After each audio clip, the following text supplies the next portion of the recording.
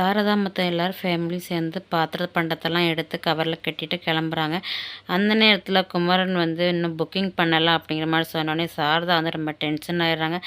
அதுக்கப்புறம் சண்டைக்கு போகிறாங்க. இல்லை அத்தை, நான் சொல்கிறத ஒரு மட்டும் கேளுங்க, நம்ம இப்போ ரூம் போட்டு தங்கிக்கலாம், அப்புறமா நம்ம வந்து இங்கேயே வேறு வீடு பார்த்துருக்கேன், 2 நாளில் அந்த வீட்டுக்கு போயிடலாம் அப்படிங்கிற மாதிரி சொல்லி அப்படியே புரிய வச்சு அவங்களையும் சம்மதிக்க வச்சிடுறாங்க. அதுக்கப்புறம் வீடை கதவை போட்டுட்டு வெளியேறும்போது காவேரி வந்து சாவியை நான் கொண்டு கொடுத்துட்டு வரேன் அப்படிங்கிற மாதிரி சொல்கிறாங்க. முதல்ல வேண்டாம்னு சொல்கிறாங்க, அப்புறமா சரின்னு சொல்லி அனுப்பி வச்சிடுறாங்க. அங்கே போய் தாத்தா பாட்டிகிட்ட எப்படி சொல்லி புரிய வைக்கிறதுன்னு தெரியாமல் காவேரி வந்து ரொம்ப முழிச்சிக்கிட்டு இருக்காங்க.